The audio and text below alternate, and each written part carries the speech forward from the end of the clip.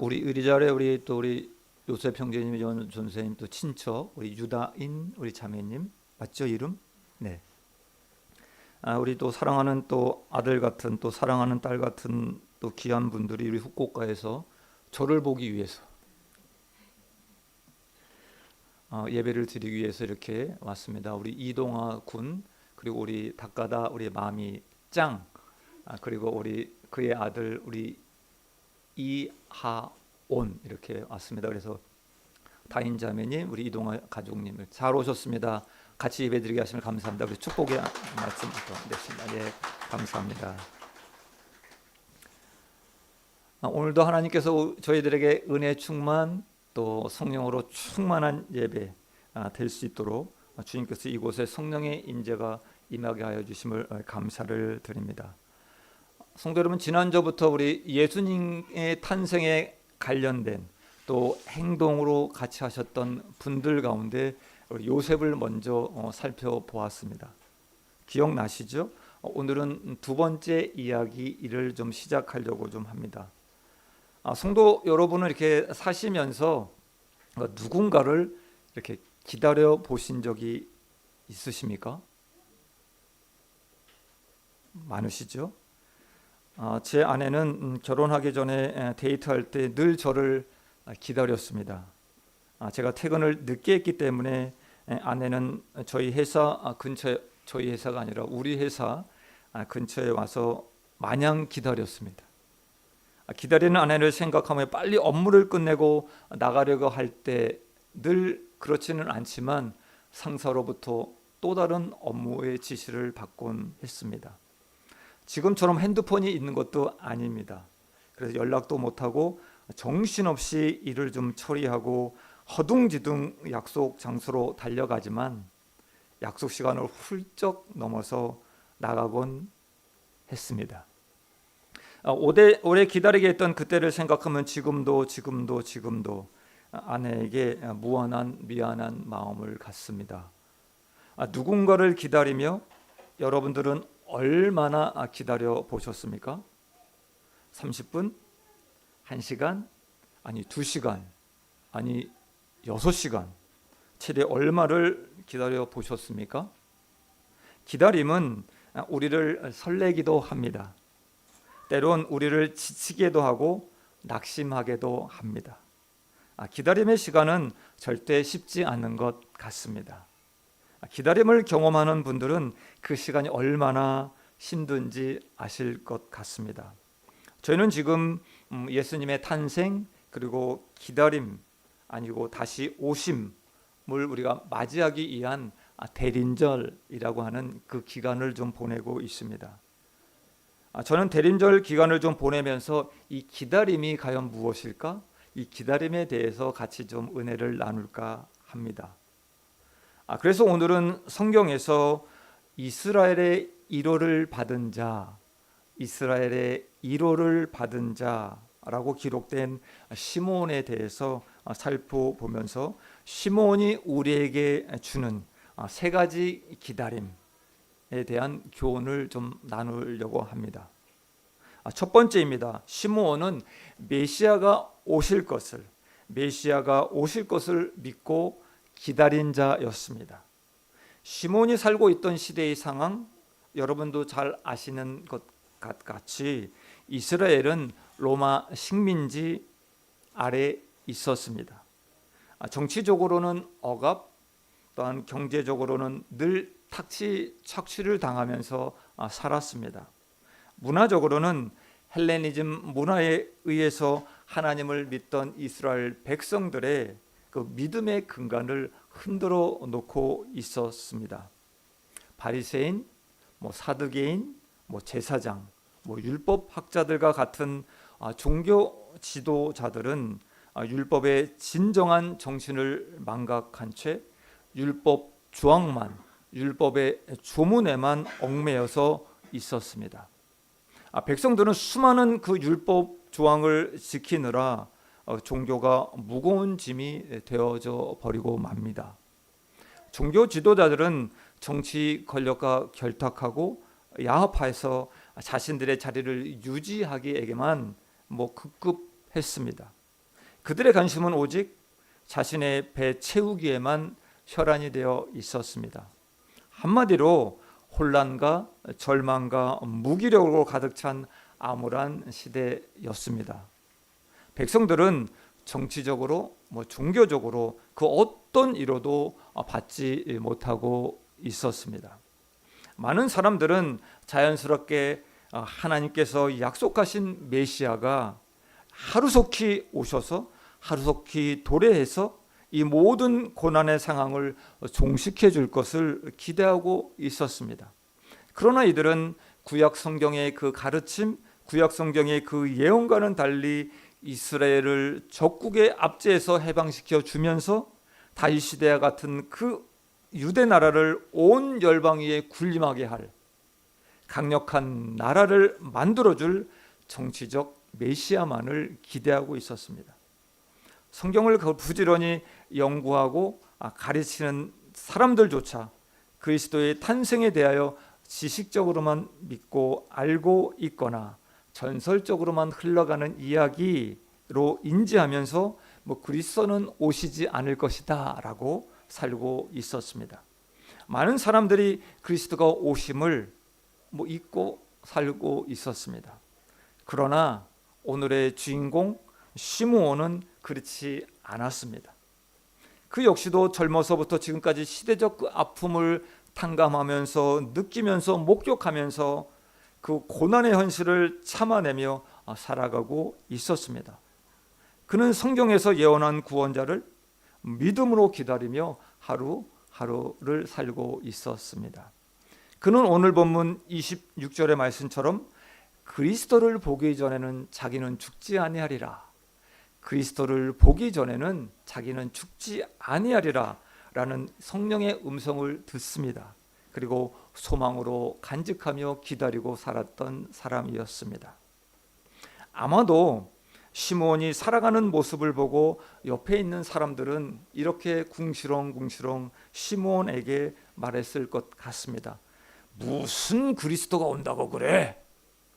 그것은 전설이야, 전설. 온다고 한 것이 언젠데 오시면 빨리 오셔야지. 자네 제발 정신 바짝 차리고 그 어리석은 믿음 버려버리거나 이렇게 궁시렁거렸을 것입니다. 시므온은 모두가 자신을 비웃는다고 해도 메시아가 오실 것을 철떡같이 믿었습니다. 그는 언제 오실지 모르는 그분을 오늘도 또 내일도 기다리며 살았습니다. 그러던 어느 날 성전에 한 아기를 안고 들어오는 부부를 보게 됩니다. 아이를 보는 순간 시므온은 경외심을 느꼈습니다. 그가 메시아임을 직감적으로 알았습니다. 이분이 내가 그토록 기다렸던 그 메시아로구나. 렘브란트라는 화가, 여러분 잘 아시죠? 렘브란트 화가가 이 감격의 모습을 화폭에 정말 아름답게 그렸습니다. 그 그림을 한번 보시겠습니다. 계속 띄워놔 주시기 바랍니다. 시므온의 노래라는 이 그림은 렘브란트가 그린 마지막 작품입니다. 렘브란트는 그리스도를 평생 기다렸던 시므온처럼 주님을 만나러 가기 직전 그가 죽던 해에 미완성 유작으로 이 그림을 남겼습니다. 우리 렘브란트의 작품들은 분명한 명암 대비가 나타나는데 그 드러내고자 하는 부분은 책으로 밝게 표현을 합니다.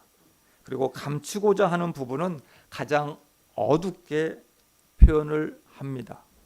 이 그림은 마치 아기 예수님의 그 환한 빛이 시므온에게 그 비추고 있는 것 같습니다. 시므온은 눈을 지그시 감고 기도하듯이 두 손을 모아 아기 예수님을 안고 있습니다.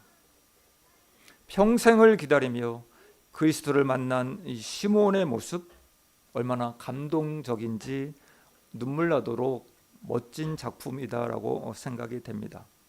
시므온은 자신이 믿고 있던 그 약속이 거짓이 아님을 알았습니다.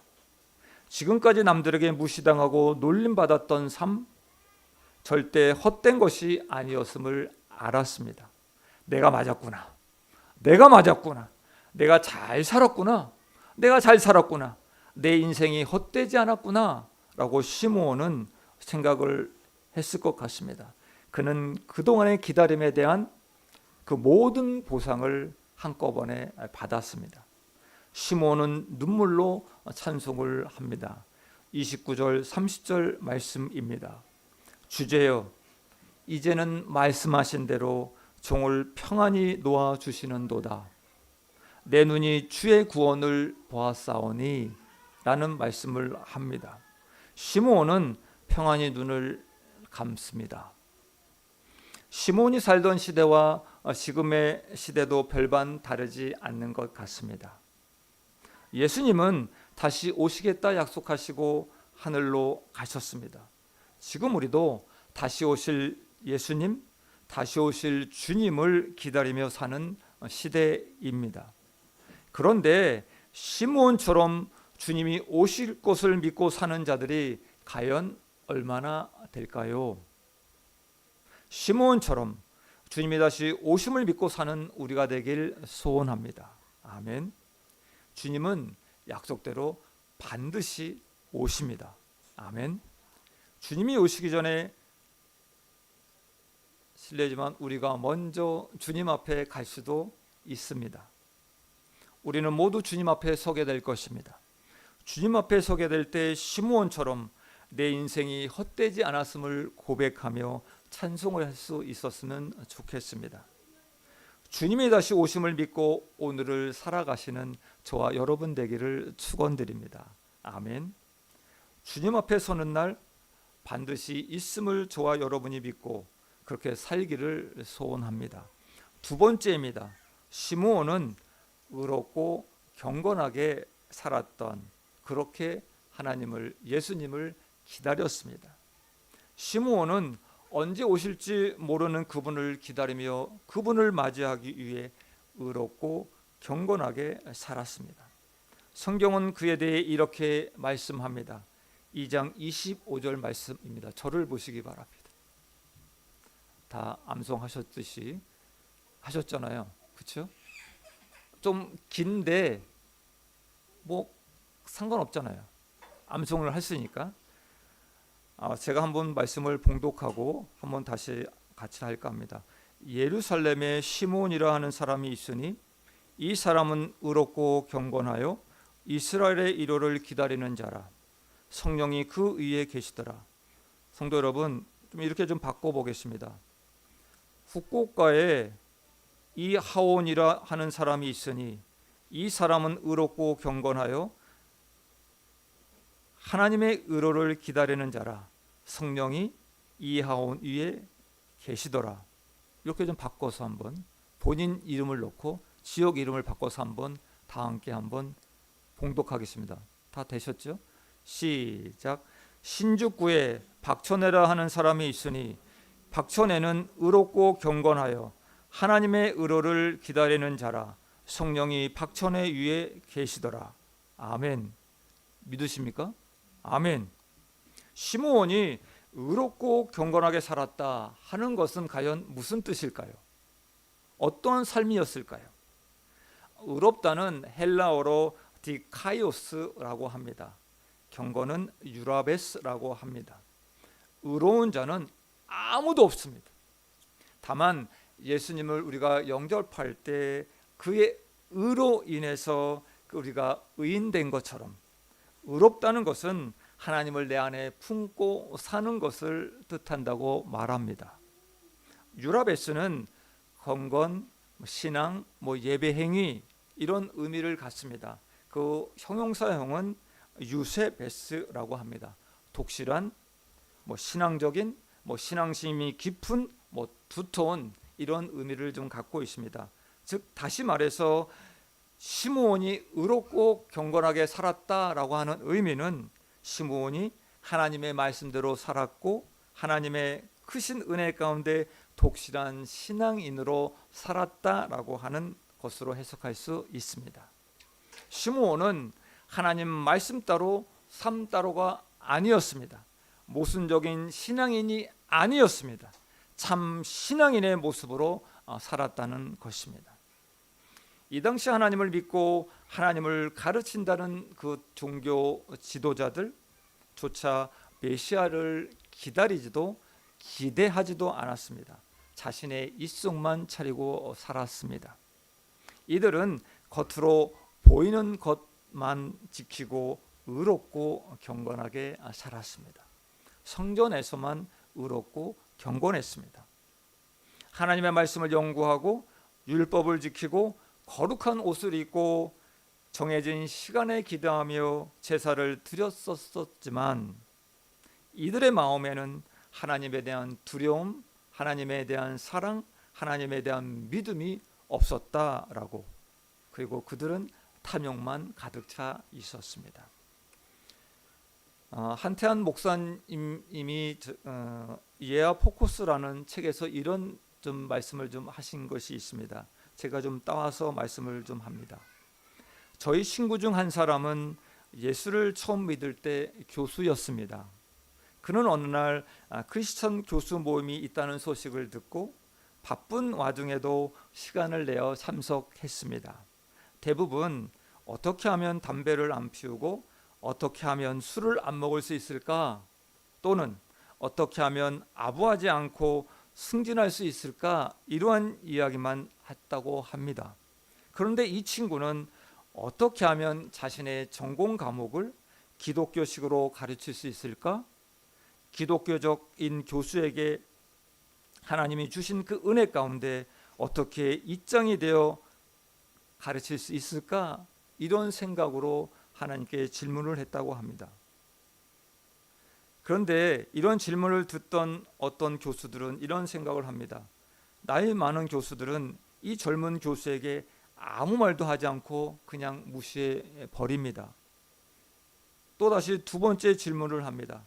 그런데도 이번에도 완전히 무시하고 대답이 없었습니다.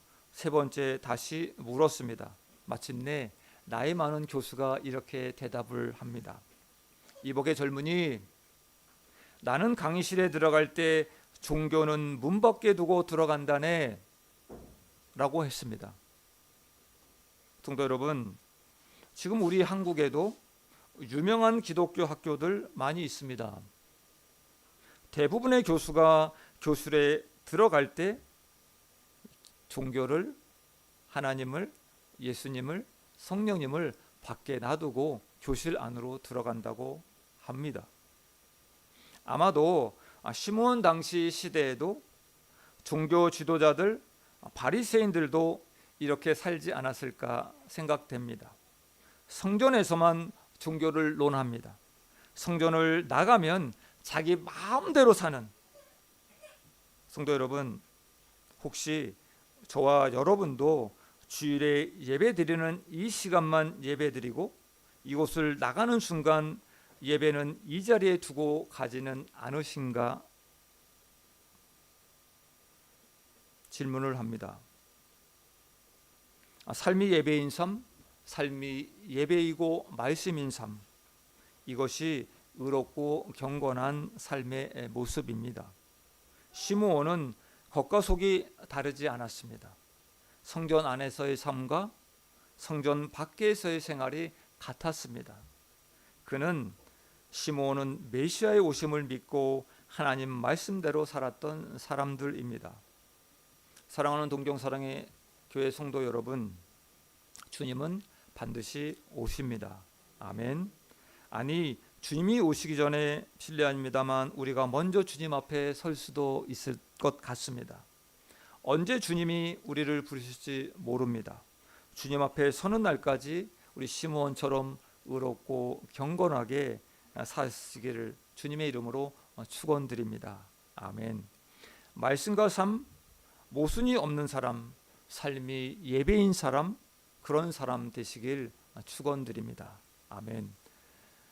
세 번째입니다. 우리 시므온은 성령과 동행함으로 하나님을, 예수님을 기다렸습니다. 기다림은 쉽지 않은 시간입니다. 혼자 그 시간을 보내는 것은 결코 쉬운 일이 아닙니다. 저와 아내는 2020년 1월에 한국을 다니러 나갔습니다. 그때 비행기를 타려고 기다리고 있었는데 이러한 소식이 들립니다. 일본 요코하마에 정착한 우리 크루즈선에서 코로나 환자가 발생했다는 뉴스로 떠들썩했습니다. 이 소식을 들으며 한국으로 나갔습니다. 그때부터 코로나 전쟁이 시작될 줄 전혀 몰랐습니다. 선교 보고하러 울산에 있는 모 교회에 갔다가 올라올 때의 상황입니다. 고속도로에 차가 한 대도 없었습니다. 휴게소에 들렸는데 사람도 한 명도 없었던 것 같습니다. 아마도 유령 도시처럼 모두 변해가고 있었던 것 같습니다. 과연 이것이 현실일까? 저희는 생각해 보았습니다. 그 시간 이후 시간이 지나면 괜찮아질 줄 알았습니다. 점점 더 심해져 급기야 저희가 일본으로 돌아오기 바로 전날에 하늘문이 막혀 버렸습니다. 기도하면서 곧 들어가겠지. 기도하면 곧 풀리겠지. 한국에서 하나님께서 좀 더 쉬라고 하는 메시지인가? 라고 생각하며 지냈는데 한 달, 두 달 시간이 그냥 지나갔습니다. 기대하면서 기도했습니다. 또 기대하면서 기도했습니다. 그런데 하늘은 열려지지 않았습니다. 기다림의 시간 속에 저와 우리 아내는 이렇게 또 반문하여 하나님께 나아간 봅니다. 하나님의 부르심, 하나님의 뜻이 과연 무엇일까라고 하는 것. 하나님이 왜 이런 시간을 저에게 허락하시는 건가? 일본에 가지 말라고 하는 것인 건가? 그럼 한국에서 저와 아내는 무엇을 하라고 하는 건가? 라는 이런저런 질문을 하나님께 드렸습니다. 우리는 그 기다림의 시간에 저와 아내는 낙심하고 무의미한 시간을 보내게 될까 봐 주님과 함께 하려고 정말 필사적으로 시간표를 짰습니다. 루틴을 만들었습니다. 기도하고 말씀 보고 찬양 드리고 기도하고 말씀 보고 책 읽고 언어 공부하고 우리를 필요한 곳에 가서 섬김을 하면서 보냈습니다. 하루하루 성령님과 동행하며 살아가면서 순간순간 끝이 보이지 않는 터널을 걷고 있는 것 같았습니다. 마음은 답답할 상황이 되어버리고 맙니다. 그러나 성령님의 인도하심, 성령님의 그 힘으로 하루를 견디고 또 견디면서 그 기다림의 끝에서 우리는 일본으로 돌아왔습니다. 누군가 크리스천은 이렇게 설명을 합니다. 약속을 기다리는 사람들이라는 말을 합니다. 그래서인지 성경에는 약속의 성취를 기다리는 사람들의 이야기가 많이 등장합니다. 믿음의 조상 아브라함, 자손을 주시겠다고 하는 그 약속을 받고 이삭을 낳기까지 25년을 기다립니다. 이스라엘은 가나안 땅의 약속을 받고 430년을 기다립니다. 기다림이 쉬운 사람은 전혀 없습니다. 견디는 일은 누구에게나 고통입니다. 그러나 시므온은 그 기다림의 비결을 체득합니다. 성령이 그 위에 계시더라. 성령이 그 위에 계시더라. 시므온은 성령님과 함께 살았습니다. 성령의 임재 가운데 살았습니다. 그가 기다릴 수 있었던 그 유일한 길이었던 성령께서 소망을 주셨기 때문에 그것이 가능했던 것입니다. 성령과 함께할 때 우리는 절대 소망을 잃지 않습니다. 말씀을 좀 맺을까 합니다. 지금 여러분들은 어떤 기다림의 시간을 갖고 계신가요? 누구와 함께 기다리고 계시는가요? 누구와 함께 하느냐가 중요합니다. 성령님을 붙잡고 걸어간 시간들, 그 시간들은 우리가 하나님 앞에 서 있는 시간들입니다. 이 시간은 전혀 헛되지 않습니다. 여러분 잘 아시는 독일의 신학자 디트리 본 해퍼라는 목사님이 계십니다. 본 해퍼 목사님도 예수 그리스도를 기다리는 자의 삶, 그 삶의 가운데 보여주신 분이었다라고 생각됩니다. 1933년 집권한 나치의 독재에 대해서 독일 교회는 경제적, 사회적 구원을 위해 하나님께서 히틀러를 보내주셨다라고 주장하며 히틀러를 우상으로 치부하여 숭배했습니다. 이에 대해 본 해퍼 목사님은 독일 국민은 히틀러라는 우상을 숭배하고 있다고 경고를 했고, 그리고 죽음을 무릅쓰고 진리편에 서서 반나치 운동을 했습니다.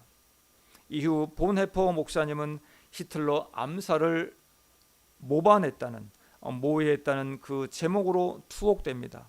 그리고 종전을 한 달여 앞둔 4월 9일 39세의 젊은 나이에 이런 말씀을 하시고 교수형으로 생애를 마칩니다. 죽음은 끝이 아니라 영원한 삶의 시작이다. 죽음은 끝이 아니라 영원한 삶의 시작이다 라는 유언을 마치고 교수형을 받고 돌아가십니다. 보네포 목사님은 1944년 성찬을 기다리며 감옥에서 죽음을 앞두고 마지막으로 약혼녀에게 편지를 씁니다.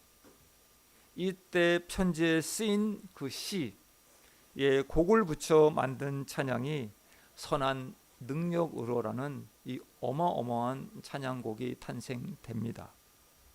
이 시는 보네포 목사님이 목숨을 잃을 것을 알면서도 하나님의 선한 능력으로 보호받고 있으며 앞으로 일어날 그 모든 일들을 믿음으로 기대했던, 그것을 고백으로 했던 시입니다. 선한 능력으로의 찬양의 흐른 부분입니다. 제가 한번 읽어드리겠습니다. 그 선한 힘이 우리를 감싸시네. 믿음으로 일어날 일 기대하네. 주 언제나 우리와 함께 계셔 하루 또 하루가 늘 새로라는 후렴 부분입니다. 성도 여러분들은 예수님의 다시 오심을 믿으십니까? 아멘. 예수님은 반드시 오십니다. 믿으시길 바랍니다. 아멘. 여러분들은 예수님의 오심을 기다리고 계십니까? 아멘. 주님과의 만남을 기다리며 사는 오늘의 시간, 하나님의 약속을 믿고 평생 살아온 시므온처럼 기다림의 시간 가운데 의롭고 경건하게 살았던 시므온처럼 말씀을 머리로만, 입술로만 고백하지 말고 삶으로 살아낼 수 있기를 주님의 이름으로 축원드립니다. 기다림의 시간, 누구 앞에서 누구와 함께 지나가고 계십니까? 나 홀로 있진 않으십니까? 우리 주님이 언제 오실지 모릅니다. 우리가 언제 하나님 앞에 설지 모릅니다. 성령님과 함께 살 수 있다면, 성령님의 인도하심을 따라 살 수 있다면 우리의 삶은 최고의 삶의 행복일 줄 믿습니다. 아멘. 성령님과 함께 오늘을 사는, 그리고 그 매일매일의 소망의 날이 될 수 있길 주님의 이름으로 축원드립니다. 우리 동경 사랑의 교회 우리 성도님들, 우리 모두 우리 주님 앞에 섰을 때 내 인생이 헛되지 않았구나, 내 인생이 헛되지 않았구나,